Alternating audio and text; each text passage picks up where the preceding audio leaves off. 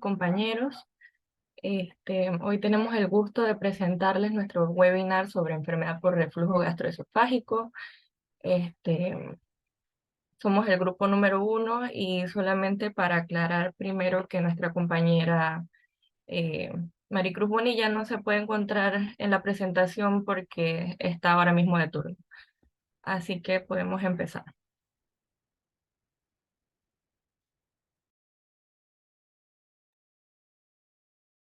Buenas tardes, estos son los integrantes del grupo. Siguiente. Estos son los temas que vamos a tratar. Siguiente. Como dijo mi compañera, nuestro webinar es sobre enfermedad por el flujo gastroesofágico. El tratamiento quirúrgico de esta enfermedad ha sufrido una transformación en los últimos años, ya que cada vez las intervenciones antirreflujo son más habituales en varios centros hospitalarios. Un número cada vez mayor de cirujanos tratan esta enfermedad, por lo que se debe conocer los diversos aspectos de evaluación y tratamiento para brindarle un desenlace satisfactorio al paciente. Como sabemos, el esófago es un tubo muscular que sirve de conducto para el paso de sólidos y líquidos al estómago.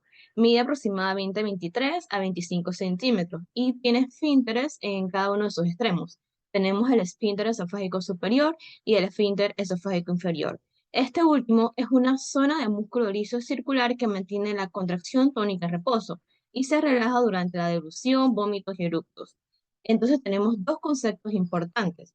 El reflujo es el paso espontáneo del contenido gástrico o intestinal al esófago no asociado a eructos o vómitos, mientras que la enfermedad por el flujo gastroesofágico es el conjunto de síntomas y lesiones condicionados por el reflujo, causando pirosis, regurgitación ácida y disfagia.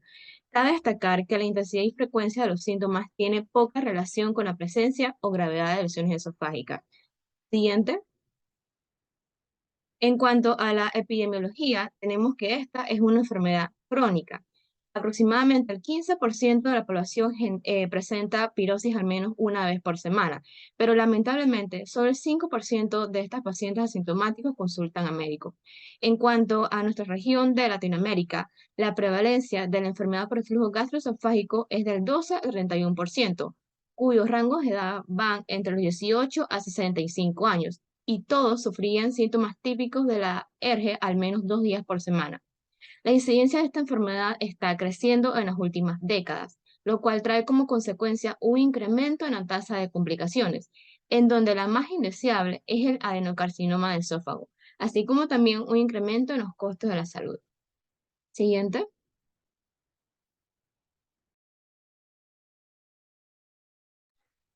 Con respecto a la etiología, tenemos que primero la enfermedad de reflujo gastroesofágico ocurre cuando los contenidos de ácido que están en el estómago, junto con otros materiales, regresan hacia el esófago de manera crónica. Entonces, tenemos primero las relajaciones transitorias del esfínter esofágico inferior, que es un anillo muscular en el extremo inferior del esófago que se relaja eh, eh, paso al dos y luego se considera que los ácidos del estómago vuelvan hacia el esófago.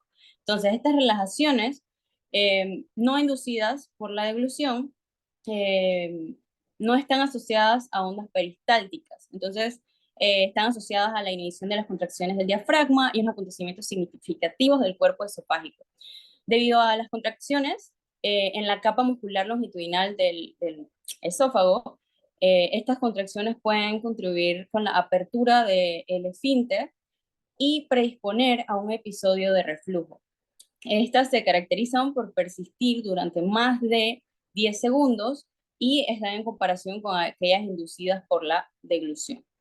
Otras etiologías conocidas son la hernia yatal, como vimos aquí en el slide.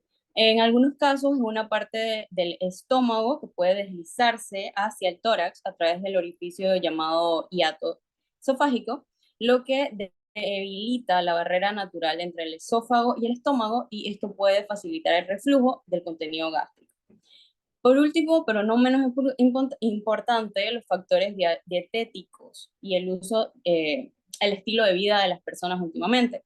El consumo excesivo de alimentos grasos, como los que vemos aquí en las imágenes, picantes, ácidos, cítricos y pues tabaquismo, alcohol, etcétera, predisponen a la obesidad y estos pues juntos hacen factores predisponentes para llegar a tener o padecer ERGE. Siguiente. La fisiopatología involucra una combinación de factores anatómicos, alteraciones en los mecanismos de defensa del esófago contra el ácido pues, estomacal, y los principales procesos son el reflujo ácido, que el reflujo es crónico del contenido ácido del estómago hacia el esófago, provoca un daño al revestimiento del esófago, eh, erosionándolo. El ácido también irrita y erosiona el tejido, lo que puede llevar a una esofagitis, úlceras, pues tejidos cicatrizal. Luego, disminución de úlceras, de la presión, disculpe. El relajamiento inadecuado del esfínter permite que el contenido gástrico refluya hasta el esófago, y esto puede ser causado por lo que ya mencionamos anteriormente, que son las relajaciones transitorias, disminuyendo así la presión que se tiene en este esfínter normalmente o en el mismo esófago o ambas. Por último, la reducción en el aclaramiento del esófago. El esófago cuenta con un mecanismo de aclaramiento que ayuda a eliminar el ácido y otros materiales refluidos. Si estos mecanismos se ven comprometidos, el esófago tiene menos capacidad de deshacerse de este contenido y aumenta la exposición al ácido y la prolongación del daño que va a tener. Siguiente. Ok, en factores de riesgo podemos mencionar, como mencionaron algunas de mis compañeras, el estrés crónico, que puede alterar el funcionamiento normal del sistema digestivo y aumentar la sensibilidad del esfínter esofágico inferior. Pero un punto importante también del estrés es que puede influir en nuestros hábitos alimenticios, como comer en exceso o consumir alimentos desencadenantes de la enfermedad por reflujo gastroesofágico. También el tabaquismo, el consumo de cafeína y alcohol, ya que estos hábitos debilitan el esfínter esofágico inferior. También la obesidad, ya que el exceso de peso aumenta la presión sobre el estómago, que nos causa reflujo. Y el embarazo, que es el mismo principio de la obesidad, solo que es fisiológico: crecimiento del útero, que aumenta la presión en el estómago, lo que aumenta el riesgo. La única diferencia es que en el embarazo es temporal, ya que después del parto los síntomas mejoran. También el ángulo de His aumentado, ya que si es mayor de 60 grados puede favorecer el reflujo, ya que dificulta la función del esfínter esofágico inferior. Malformaciones y tumores, que pueden causar obstrucción de la salida gástrica o alterar el flujo normal de los alimentos y favorecer el reflujo.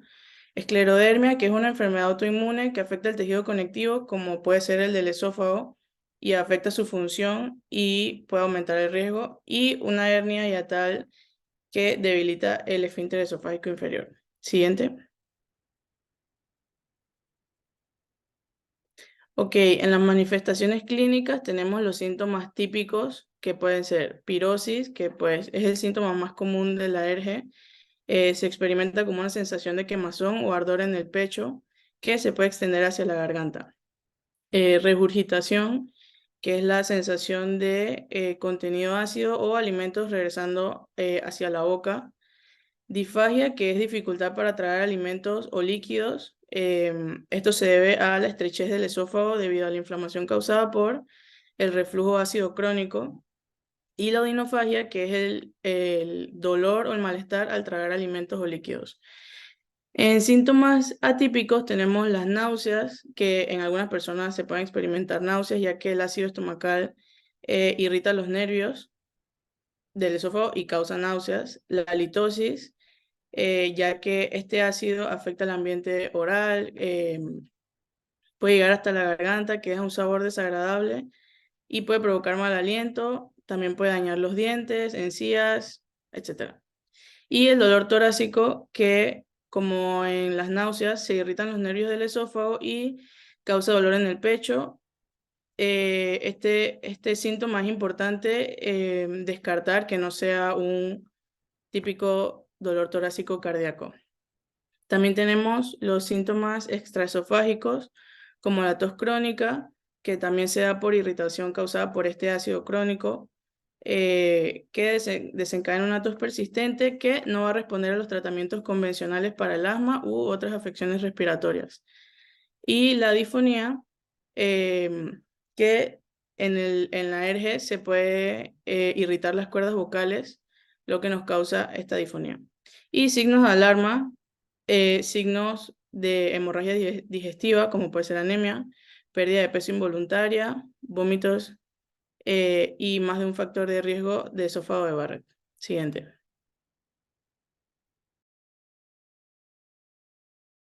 Bueno, en cuanto al diagnóstico, este suele ser un diagnóstico clínico presuntivo que se basa en la presencia de síntomas y signos, como nos acaban de mencionar, y la respuesta de un ensayo empírico con inhibidores de la bomba de protones. Entonces, usualmente en estos pacientes no se suelen hacer otras pruebas diagnósticas, sí presentan síntomas típicos, pero estas sí tienen ciertas indicaciones. Por ejemplo, en pacientes que presenten síntomas de alarma, que tengan alto riesgo de complicaciones, presentaciones atípicas o una respuesta inadecuada al ensayo con inhibidores de la bomba de protones, o que haya incertidumbre diagnóstica. Entonces, en estos pacientes sí se suele hacer otras pruebas diagnósticas. Entonces, en estos casos, lo más importante es hacer una buena historia clínica, y eso es lo que nos va a guiar en la prueba diagnóstica que se va a hacer. Entonces, en cuanto al tratamiento de prueba con inhibidores de la bomba de protones, este suele hacerse durante 8 semanas y está indicada en pacientes jóvenes con síntomas típicos y sin signos de alarma. Entonces, si hay alivio a las 8 semanas, entonces un problema más persisten, entonces se puede hacer lo que es una endoscopía. Ya la endoscopía es una técnica que realmente tiene una baja sensibilidad para lo que es el ERG, pero es de elección para determinar la presencia de esofagitis. Entonces está indicada en presencias de signos de alarma, en pacientes mayores de 50 años, si presentan factores de riesgo para esófago de Barrett, y como ya mencioné, si no hay mejoría sintomática después del ensayo con inhibidores de la bomba de protones.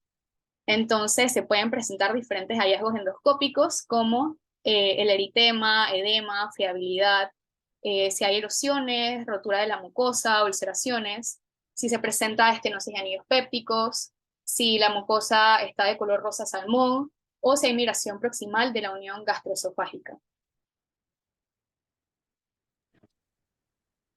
Ok, otra prueba diagnóstica sería la pHmetría de 24 horas. Esta no es una exploración tan sensible como para calificar como gold standard, pero se utiliza más bien para conocer si los síntomas que presenta el paciente se relacionan con los episodios de reflujo ácido. Está indicada en los casos refractarios al tratamiento y con gastroscopía negativa como paso previo a una realización de una cirugía antirreflujo. Se dice que esta prueba sugiere enfermedad por reflujo gastroesofágico cuando marca más del 6% del tiempo en 24 horas.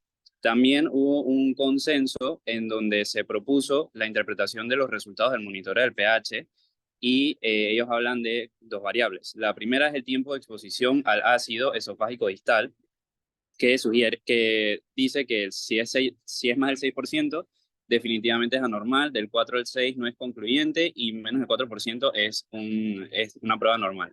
Y también la segunda variable sería el número de episodios de reflujo en 24 horas. Más de 80 episodios de reflujo en 24 horas es anormal, de 40 a 80 no es concluyente, y menos de 40 episodios sería normal. Siguiente, por favor. Bueno, aquí podemos observar diferentes imágenes endoscópicas.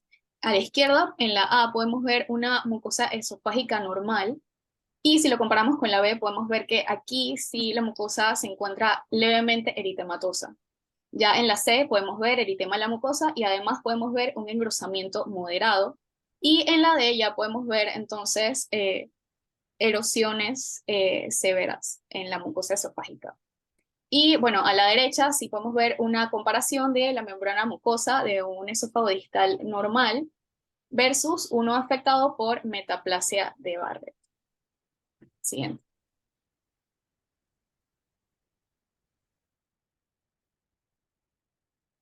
Ok, este es un video de cómo se hace la colocación del dispositivo para la pHmetría.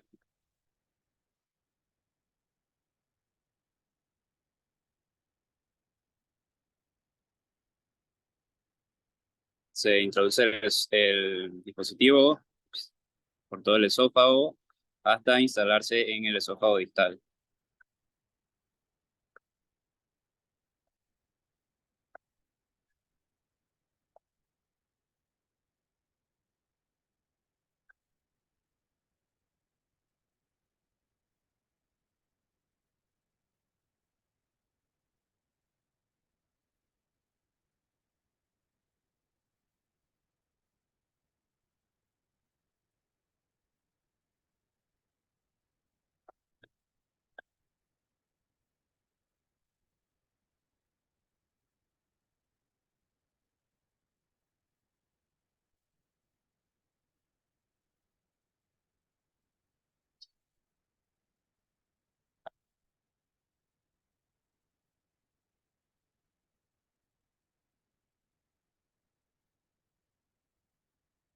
Se retira el endoscopio y ya ahí el dispositivo va registrando los episodios de reflujo.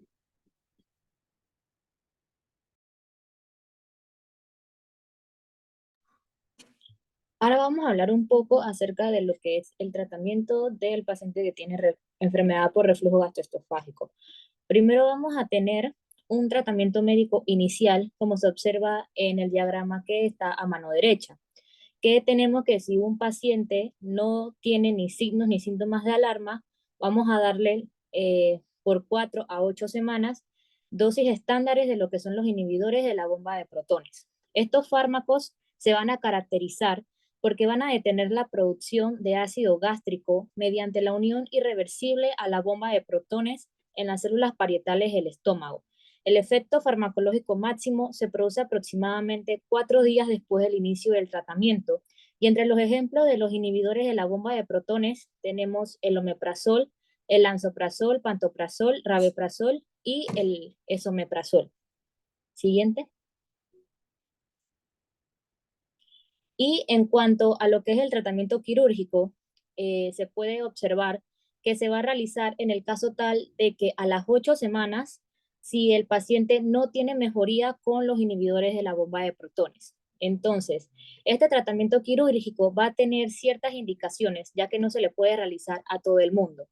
Las indicaciones para el realizamiento de este tratamiento quirúrgico, que sería la fundoplicatura de Nissen, serían pacientes que no responden a una terapia médica, pacientes que responden bien, pero que recaen precozmente al autosuspender el tratamiento médico, pacientes que requieren aumento de dosis que evidencien progresión de la enfermedad, pacientes jóvenes con enfermedad de reflujo gastroesofágico crónico que necesiten terapia médica a permanencia. Aquí se habla con el paciente y se evalúa lo que es el costo versus la duración.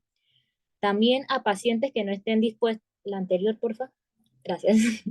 También a pacientes que no estén dispuestos a lo que es una terapia médica, ya sea que tienen complicaciones como lo que es un esófago de Barrett, úlceras, estenosis y esofagitis, además de lo que son hernias hiatales y síntomas extraesofágicos secundarios a enfermedad por reflujo gastroesofágico. En la imagen de la izquierda podemos observar que hay dos tipos de fundoplicatura de Nissen. Uno es la fundoplicatura total, que es cuando se recubre completamente el esófago por todo el estómago. Se le da una vuelta de 360 grados y en la mano derecha podemos observar lo que es una fundoplicatura parcial, que es cuando se recubre una porción del estómago, ya sea a un ángulo de hasta 180 a 270 grados. Siguiente. Y vamos a hablar un poquito acerca de lo que es la fundoplicatura de Nissen como tal. En este procedimiento quirúrgico, la parte superior del estómago se envuelve alrededor de la base del esófago y ahí se sujeta, como podemos observar en la imagen de la izquierda, que se ve donde está el hiato esofágico y se ve la unión gastroesofágica. Entonces de allí cuando se sujeta, va a ayudar al músculo de la base del esófago para evitar que el alimento y el ácido regresen o que suban hacia el esófago. Entonces, para mantener lo que es la orientación apropiada en este caso de la imagen, que es una fundoplicatura de 360 grados, lo que se va a hacer es que se agarra la cara posterior del fondo, se va a marcar con una sutura a 3 centímetros, como se observa ahí, distal a la unión gastroesofágica y a 2 centímetros de lo que es la curvatura mayor del estómago.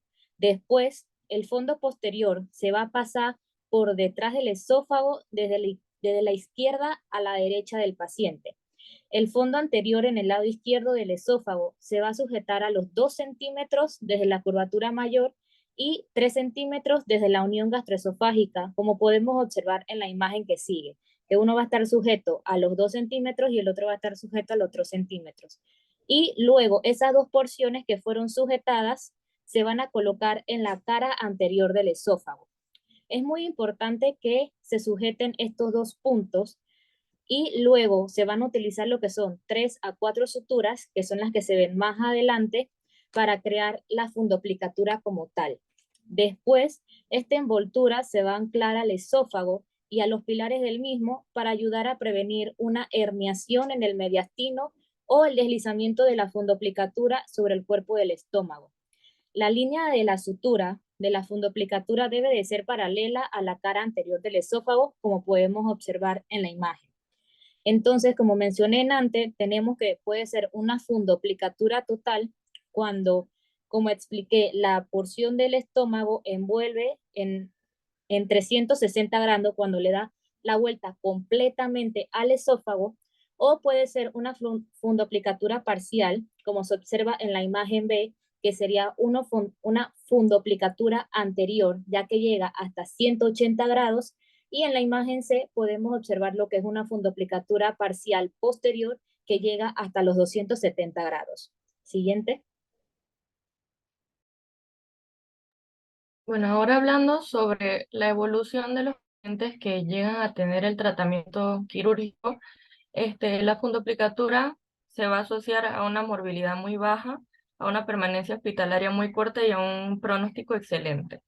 Entre las complicaciones más graves en el postoperatorio inmediato, estas pueden ser la perforación esofágica o gástrica o una lesión al vaso. En cuanto a los factores, es importante definir factores pronósticos. Esto nos va a permitir seleccionar adecuadamente a los pacientes y por lo menos advertir el riesgo, aquellos que tengan más posibilidades de presentar complicaciones. Entonces, entre los factores de mal resultado encontrados significativamente en la literatura van a estar la sintomatología atípica, pacientes psiquiátricos, los pacientes resistentes a inhibidores de bomba de protones y un reflujo muy patológico. Y entre factores pronósticos de un buen resultado va a estar la esofagitis. Esto va a ser más que todo porque indica que la sintomatología del paciente está causada verdaderamente por reflujo. La siguiente. Y hablando de complicaciones posquirúrgicas, se pueden presentar complicaciones motoras y funcionales. Entre las quirúrgicas motoras se pueden presentar herniación del manguito, obstrucción de intestino delgado, esto puede ser por adherencias o drenajes intraperitoneales cuando se asocia a gastrostomía. Y también las complicaciones funcionales están la incapacidad para eructar o vomitar cuando es necesario. Esto es lo que se llama síndrome de gas bloat. También está la disfagia, síndrome de dumping por aceleración del vaciamiento gástrico y arcadas por retardo del mismo.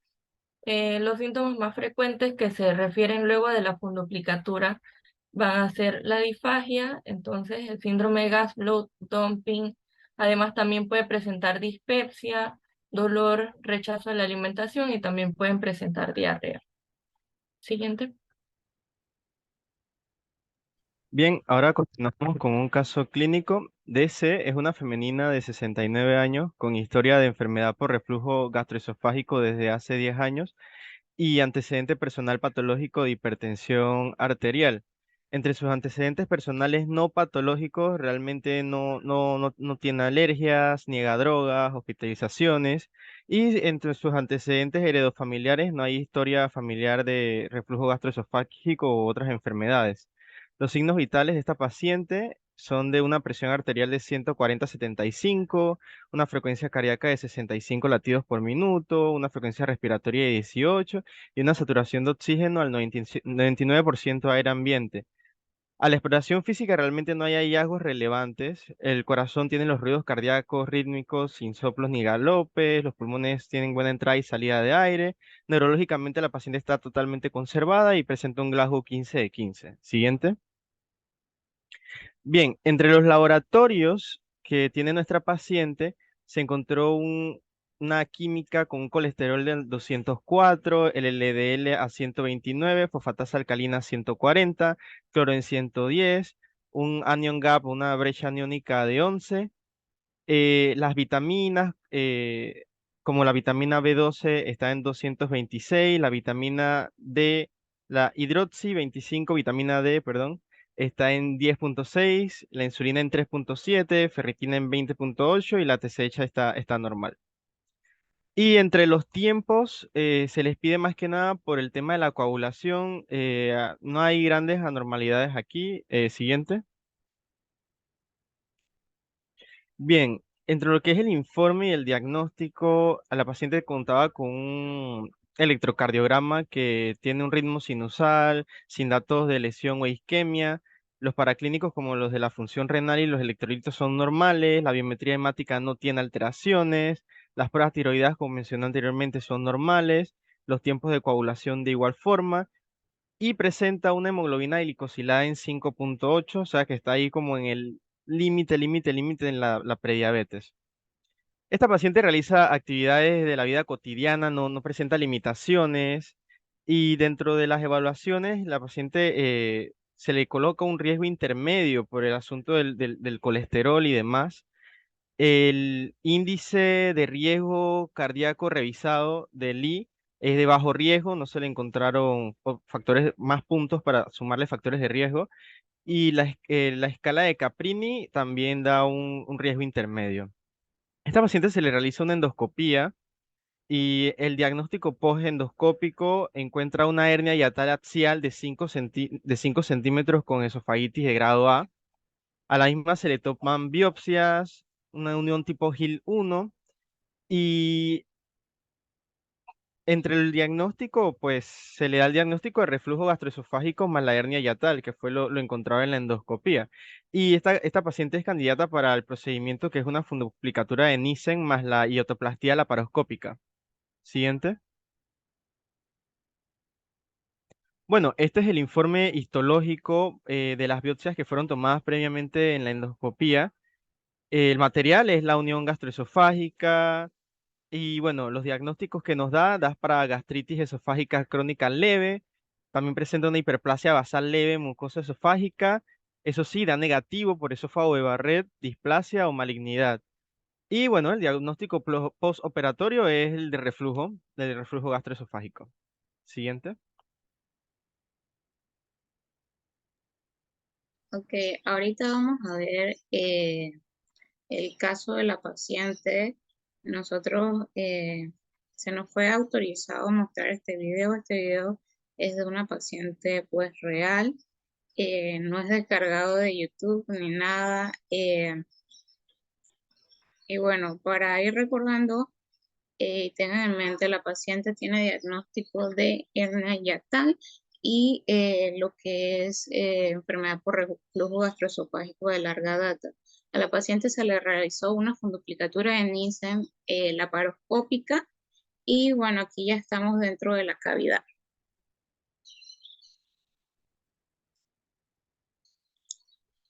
Una vez dentro de la cavidad y ya habiendo introducido los trócares, se le utiliza un levantador para poder entrar a lo que es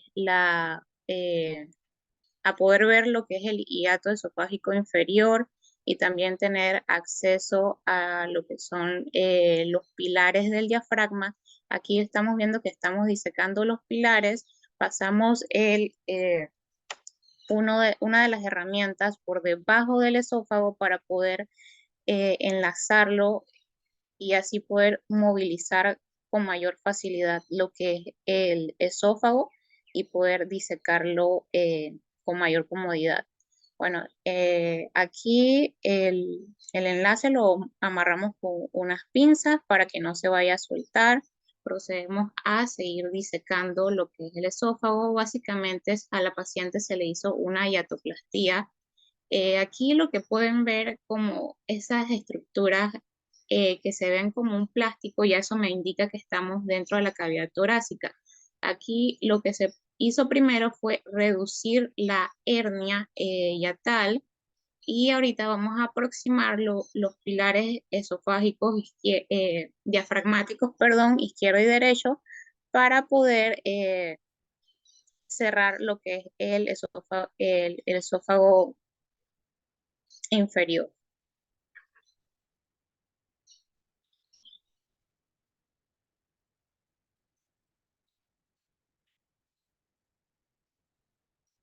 Que ya pueden apreciar ahí el esófago, se puede ver el nervio vago con el que hay que tener mucho cuidado. Hay que aproximar y cerrar bien el hiato esofágico para que la paciente no vuelva a tener episodios de hernia.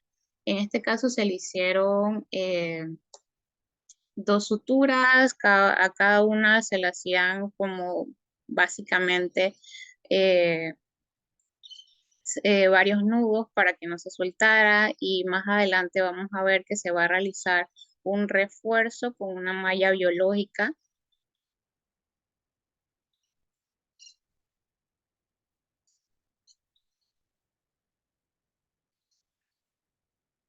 Ok, ahorita mismo lo que se hizo fue sacar la guía para poder mover a un lado lo que es el esófago y poder disecar lo que es el fondo gástrico. Estamos quitando lo que son los ligamentos gastrofrénico, también tenemos que quitar lo que es el ligamento gastroesplénico, y bueno, se está viendo que es muy importante cada vez que el paciente sangre, poder limpiar, o si se quita tejido adiposo, sacarlo, porque todo lo que dejemos adentro, todo líquido que dejemos adentro, sangre, puede ocasionar una inflamación y causarle un gran dolor al paciente a nivel postquirúrgico. Esta es la malla biológica, lo que estamos es reforzando ya el procedimiento que hicimos, ya la reducción de la hernia y el cierre de los pilares para poder que, nuevamente les digo, para que no haya otro episodio de hernia yatal. Okay, ahí se colocaron los trackers, las grapas, que también son biodegradables. O sea, eso se va, no hay que volver a entrar para quitar ni la malla ni los trackers. Aquí lo que se hizo fue pasar el fondo gástrico por debajo del esófago y vamos a aproximar a, el fondo en ambos lados. Lo que se está haciendo aquí es una fondoplicatura de 360 grados. Están viendo que el fondo gástrico está envolviendo completamente el esófago.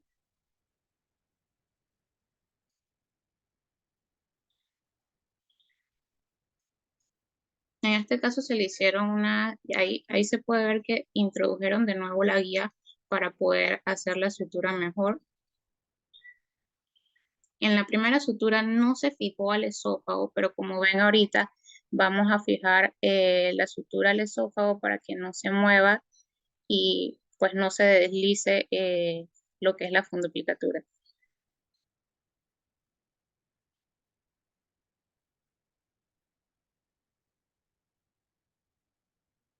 Y bueno, básicamente a este paciente se le hizo primero lo que es la hiatoplastía para poder que la fundoplicatura se fijara bien al esófago y no a la grasa que vimos al inicio.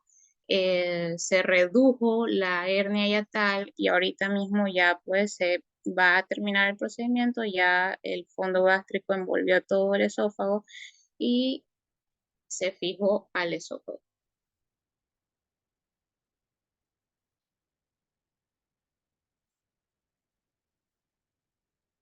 Bueno, consideramos que este es un procedimiento muy interesante para que vieran todos ustedes, porque muy probablemente no todos pudieron ver este procedimiento durante su rotación.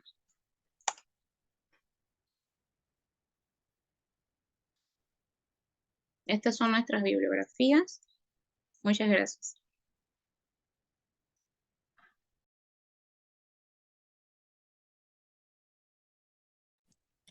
Buenas tardes a todos. Quisiera primero que todo felicitar a los compañeros por el trabajo que hicieron. Segundo, quisiera decirles pues que sí es cierto, la enfermedad por reflujo gastroesofágico está mucho más presente de lo que creemos.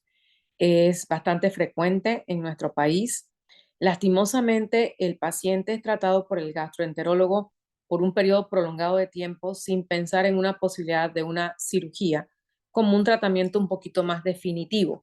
Y sí existe la cirugía y es un tratamiento definitivo que, por ejemplo, inmediatamente después de la cirugía y por el hecho de que el paciente estuvo hospitalizado una noche y se le pusieron medicamentos endovenosos, estuvo también sin comer por un día, etcétera, etcétera, nosotros querramos darle un inhibidor de bomba de protones por un par de días o por una semana mientras está en su recuperación para evitar que haya complicaciones de que tenga síntomas.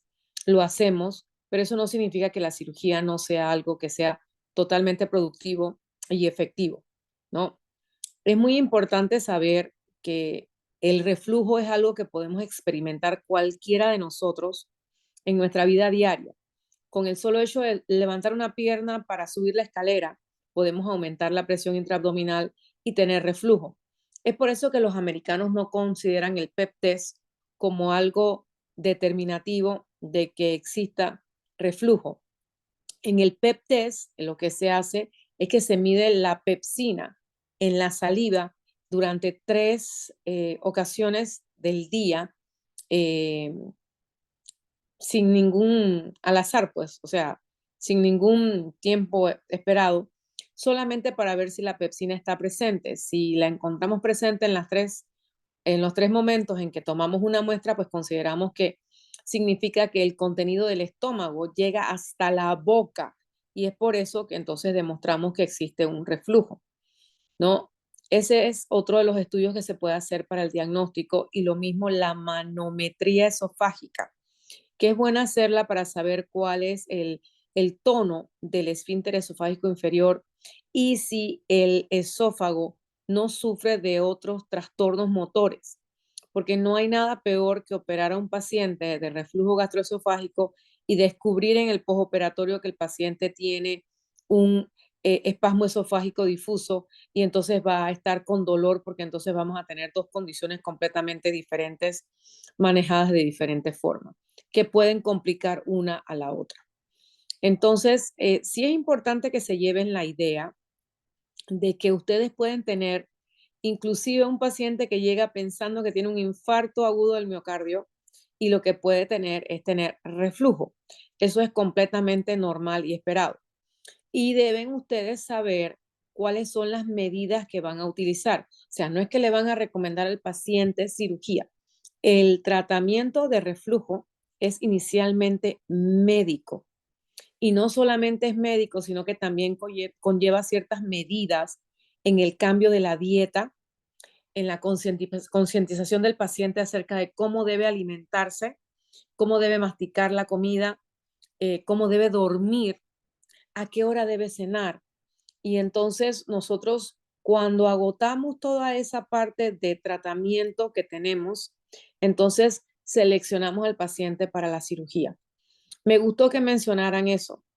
Cuando ustedes ven que el paciente es psiquiátrico, este tipo de pacientes que quieren operarse todos los años de algo diferente o que están pendientes o que están demasiado ansiosos, ese paciente no va a mejorar ni con cirugía, ¿ok? Esos pacientes van a continuar con los síntomas y muchas veces es preferible tratar de diluirlos y aunque tengan que irse con otro cirujano, que se vayan con otro cirujano, pero no meterse en esa camisa de 11 varas porque va a ser de difícil manejo. Lo felicito por escoger el tema, porque de verdad que es algo que es muy frecuente, sobre todo porque ahora hay más personas que ingieren vino como si fuera lo más normal en las cenas, en las comidas, y el vino tiende a producir reflujo por la acidez propia de la bebida. Entonces, también tenemos más personas que fuman tabaquismo, a más personas que les gusta masticar chicle de menta. La menta es otra de las cosas que puede influir en la aparición del reflujo. Así que entonces debemos estar pendientes de todo este tipo de cosas para poder tomar una acción con respecto a esto. ¿Ok? Entonces, bueno, yo no tengo más nada que felicitarlos por el tema que escogieron, por la forma en que lo presentaron y exhortarlos a que sigan haciendo este tipo de actividades, porque esto los ayuda a ustedes a repasar un tema. Lo que hemos hecho es repasar un tema aquí tranquilos, sentados sin ningún problema, sin tener que abrir ningún libro ni nada, simple y sencillamente escuchando de lo que los compañeros estudiaron. ¿Ok? Así que esta es una buena manera de ir tocando diferentes tópicos de cirugía, cosa que nos ayuda a estudiar la materia y a prepararnos para los exámenes finales. Así que bueno, ánimo muchachos, los veo en la rotación clínica, a los que estén con nosotros en el Susana Jones, y espero poder servirles de cualquier ayuda cuando sea necesario. ¿Ok? Suerte. Gracias, Gracias por sus Gracias. comentarios, doctora. A sus Muchas órdenes, gracias, que les vaya doctora. bien, luego. cuídense mucho. Hasta Bye. luego. Chao. Chao.